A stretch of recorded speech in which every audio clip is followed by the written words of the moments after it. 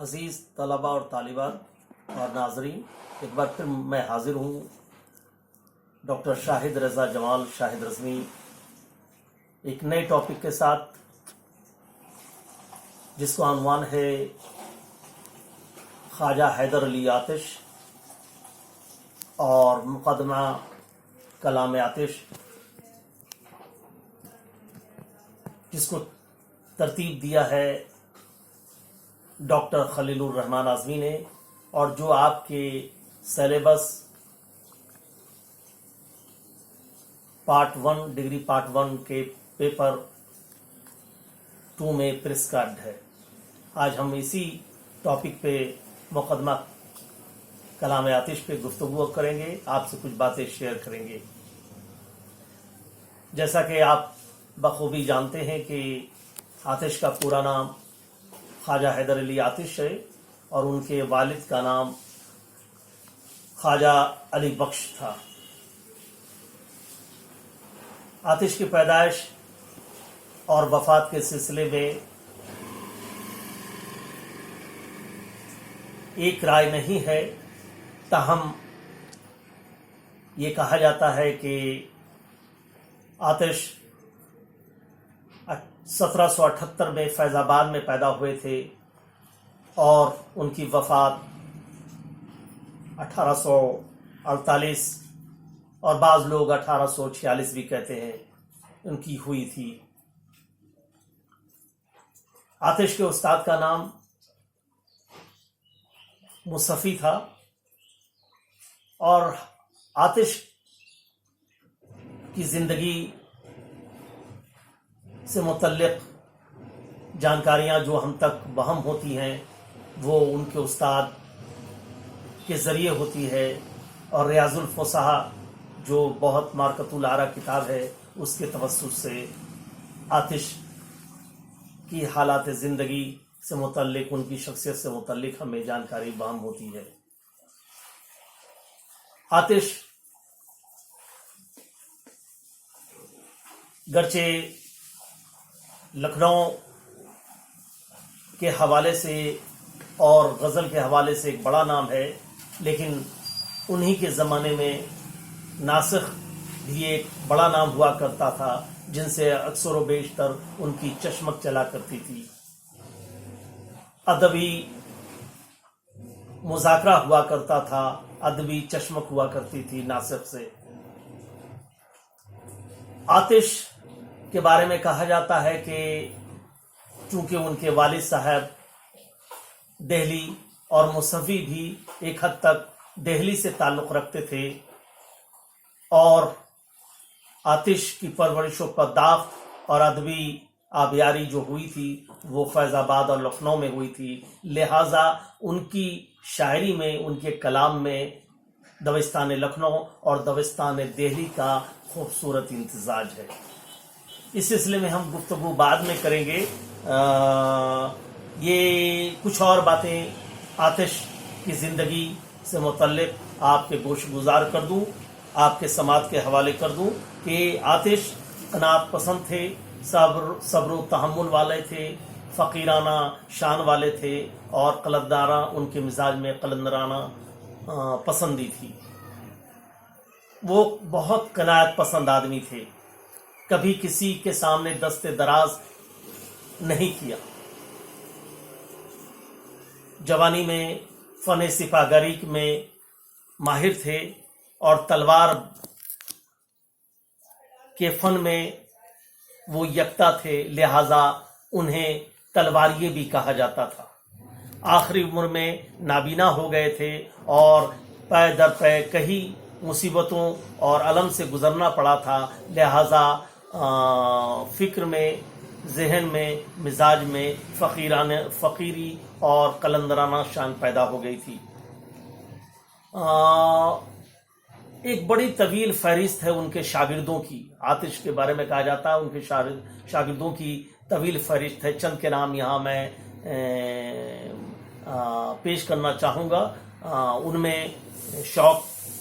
ایک بڑا نام ہے، دیا شنکر نسیم جو گلزار نسیم کے خالق ہیں، ان کے شاگرد تھے، رند ان کے شاگرد تھے۔ واجد علی شاہ کے بارے میں بھی کہا جاتا ہے کہ وہ آتش کے شاگردوں میں تھے۔ آتش کا دیوان پہلی بار لکھنؤ سے شائع ہوا، دیوان آتش۔ اور اب میں خواجہ حیدر علی آتش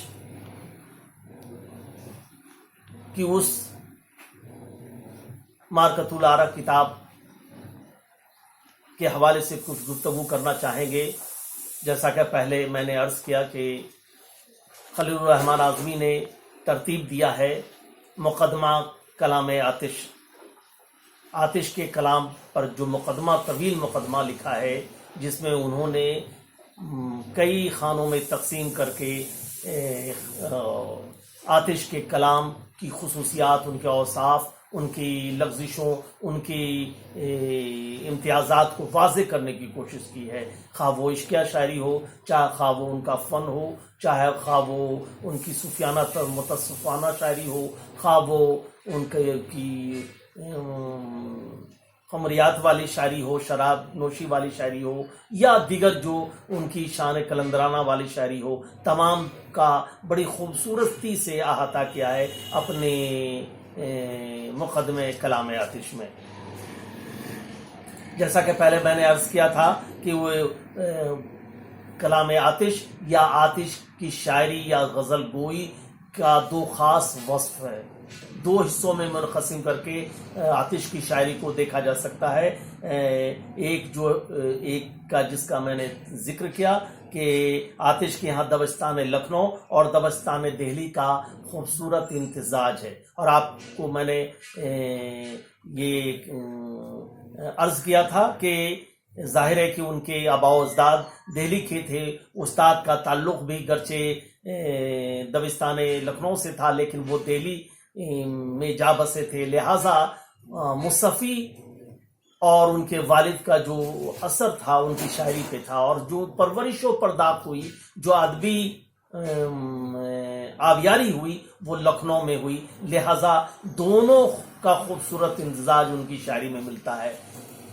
ایک طرف آپ داخلیت بھی دیکھیں گے، ایک طرف تصوف بھی دیکھیں گے جو دبستان دہلی کا وصف ہے، اور دوسری طرف کچھ حد تک عامیانہ پن دیکھیں گے، زبان و بیان پہ ملکہ دیکھیں گے، اور بندش و الفاظ اور تشبیہات و اشتہارات کی افراد دیکھیں گے۔ وہ دبستان لکھنؤ کی دین ہے۔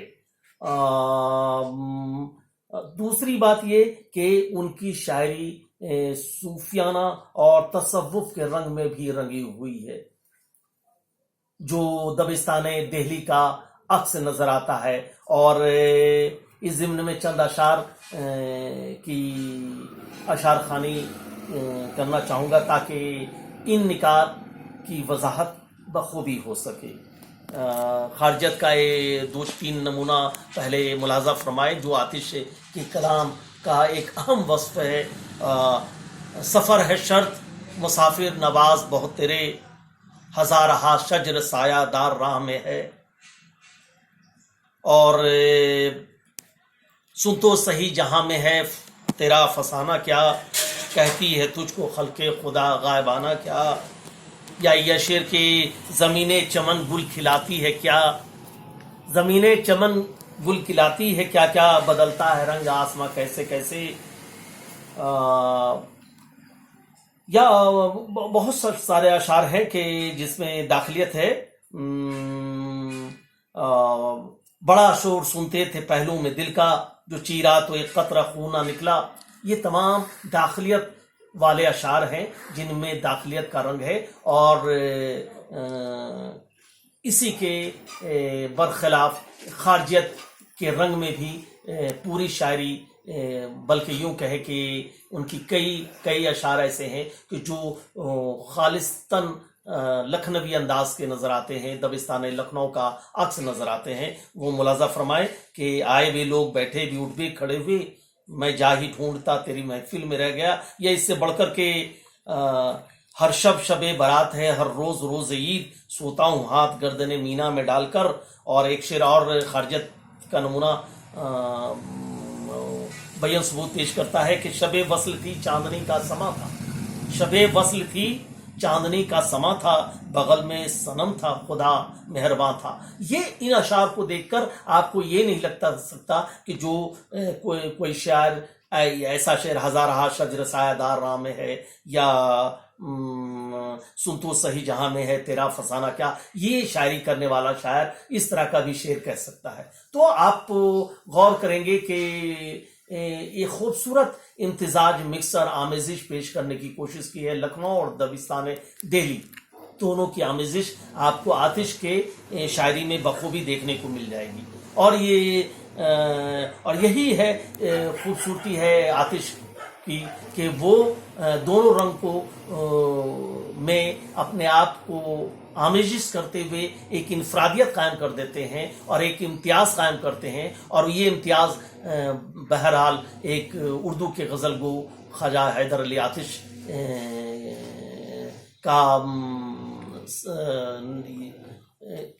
کا ایک نمونہ ہوتا ہے، ایک معراج ہوتی ہے۔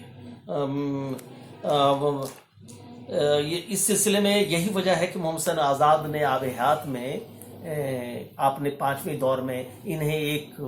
معتبر مقام عطا کیا، اور ان کی خارجیت کو دیکھ کر سید عبداللہ نے ایک جگہ لکھا ہے کہ لکھنوی دبستان کا کیا صحیح نمائندہ آتش کو کہا جا سکتا ہے۔ لیکن آپ پورے اگر مطالعہ کریں گے، ان ٹوٹو مطالعہ کریں گے، اگر پوری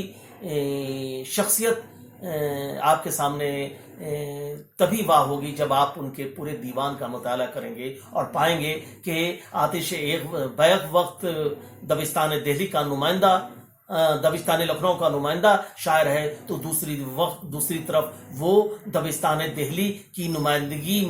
بھی کرتا ہوا نظر آتا ہے۔ اور یہی وجہ ہے کہ بہت سارے اشعار زبان زد عام ہو گئے ہیں، جیسا میں نے چند اشعار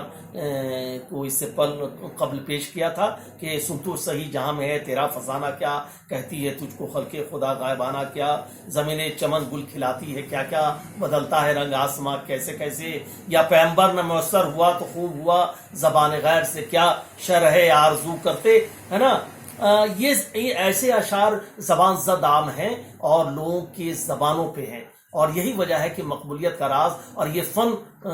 پوشیدہ ہے ان کی غزل گوئی میں، کہ غزل گوئی میں ایک ایسی انفرادیت ہے، ایک ایسی شان ہے جو دیگر ہم عصر شعراء میں کم ملتی ہے نا۔ اور یہی وجہ ہے کہ میر سودا غالب کے بعد ایک بڑا نام جو آتش کی غزل گوئی درد کے بعد ایک بڑا نام آتش کی شکل میں ہمیں سامنے آتا ہے، کہ جو دونوں کوئی ایک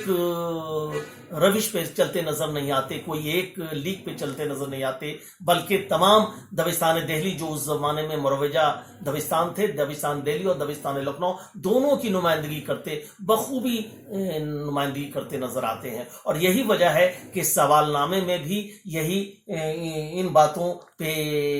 توجہ دی جاتی ہے اور ان باتوں پہ زور دیا جاتا ہے، اور آپ کے سامنے ایسے سوال نامے اکثر و بیشتر آتے ہیں کہ آتش کی صوفیانہ شاعری کا جائزہ لیجئے، تصوف کی شاعری کا تو جو ہم چند اشعار اس کے حوالے سے آپ بات کر سکتے ہیں، ہے نا۔ دوسرا ایک جو میں نے پہلے عرض کیا کہ دبستان دہلی اور لکھنؤ کا حسین امتزاج ہے،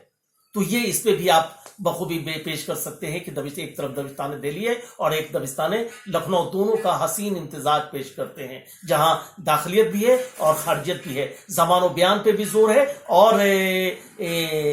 صنائع بدائع کا بھی زور ہے، اور عامیانہ پن بھی ہے، اور دوسری طرف تصوف ہے اور اخلاقی قدریں ہیں اور موت و حیات اور دوسری باتیں ہیں، دنیاوی باتوں کا بھی تذکرہ ہے، رومان بھی ہے، اور ایک طرف عشق حقیقی بھی ہے۔ تو یہ تمام بڑی خوبی ہے جو آتش کو واقعی آتش بنانے میں کامیاب ہے۔ اور ایک اور سوال جو اکثر بیشتر آپ کے سوال نامے میں نظر آتا ہے کہ آتش کی شاعری کے امتیازات واضح کیجیے، کہ یا آتش کے फन का तनकीदी जायजा लीजिए। इस तरह के सवालात आपके सवालनामे में अक्सर दर्ज होते हैं, और इन्हीं लफ्ज़ों के साथ मैं आखिर में ये कहना चाहता हूँ कि आतिश उर्दू गज़ल गो का एक मोतबर और नुमाइंदा शायर है, जो कोई एक दबिस्तान में अपने आप को बांध कर नहीं रख सका, बल्कि तमाम जो उस ज़माने के नुमाइंदा दबिस्तान थे,